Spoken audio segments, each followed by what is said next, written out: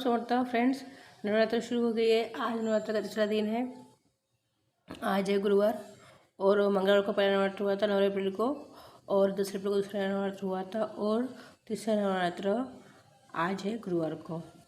तो फ्रेंड्स, आप सबका स्वागत है श्री स्वामी समर्थ यूट्यूब चैनल पर। फ्रेंड्स, हमको 9 दिन नवदुर्गा माता के रोज हवन करना पड़ता है। तो हम हवन कैसे करें, किस तरह से करें? तो ओम एम ह्रीं क्लीं चामुंडाई जो मंत्र है, इसको नरवन मंत्र कहा गया है। ये मंत्र में 9 अक्षर होते हैं। 9 अक्षर बोले तो 9 बीज मंत्र होते हैं। ओम एम ह्रीं क्लीं चामुंडाय विच्चे। ये बोलने में आपको, जैसे कि ओम एम बोलते हैं, कुछ लोग एंग बोलते हैं, कुछ लोग एम बोलते हैं, तो एंग भी बोल सकते हैं और एम भी बोल सकते हैं। ओम एम ह्रीं क्लीं चामुंडाय विच्चे। जो अब हम जो मंत्र बोलते हैं उसको उच्चार स्पष्ट होना चाहिए। ठीक है, देखो मैंने गाय का कंडा चला है। एक मिट्टी का सकरो ले लीजिए, मिट्टी का पात्र कोई भी। उसके ऊपर आप चमची से या सुरु, आपके पास सुरु है तो सुरुआ से ये चमची को आप 3 उंगली में पकड़िए। देखिए ये घी है, तो मैंने आपको 3 उंगली में पकड़ के दिखाया है। देखिए, देखा आपने मुद्रा कैसे बन गई है? मेरे हाथ की मुद्रा देखिए, देखा आपने? ऐसे पकड़िए और आपको बोलना है ओम एम ह्रीं क्लीं चामुंडाय विच्चे नमः स्वाहा। ओम एम ह्रीं क्लीं नमो चामुंडाय विच्चे स्वाहा। ओम एम ह्रीं क्लीं नमो चामुंडाय विच्चे स्वाहा।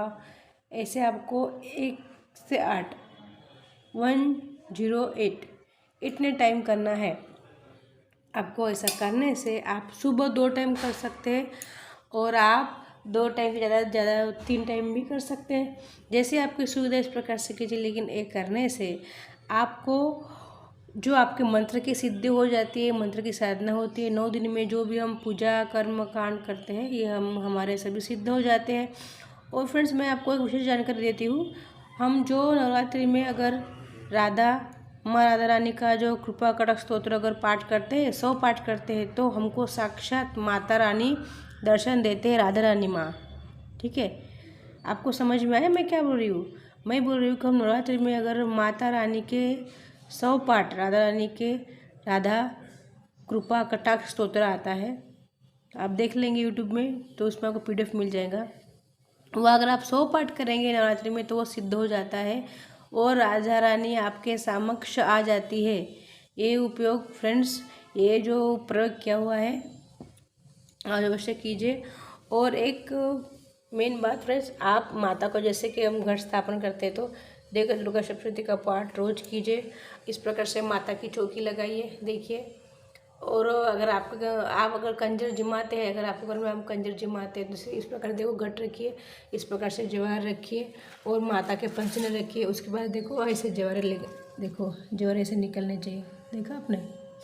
ऐसे जवाहर निकलने चाहिए। उसके बाद देखा।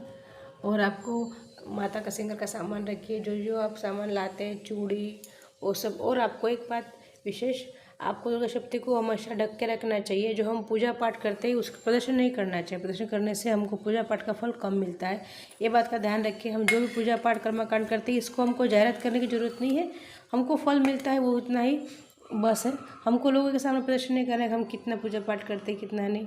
अगर आपके पास चांदी का ऐसा छोटा बर्तन है, तो उससे माता को स्नान कीजिए या माता को जल अर्पण कीजिए। माता को नैवेद्य में रोज 2 बताशे और 2 लौंग अवश्य रखिए, इससे माता प्रसन्न होती है। आप अगर दूसरा कुछ रखते हैं तो बहुत ही अच्छा है, लेकिन माता को अति प्रिय होते हैं। देखो ये बताशे, इसको बताशे बोलते हैं। ऐसे 2 लौंग होते हैं, देखो लौंग बताशे प्रसाद माता को अति प्रसन्न करने के लिए है। तो ये रखिए और माता को पानी रखिए भर के।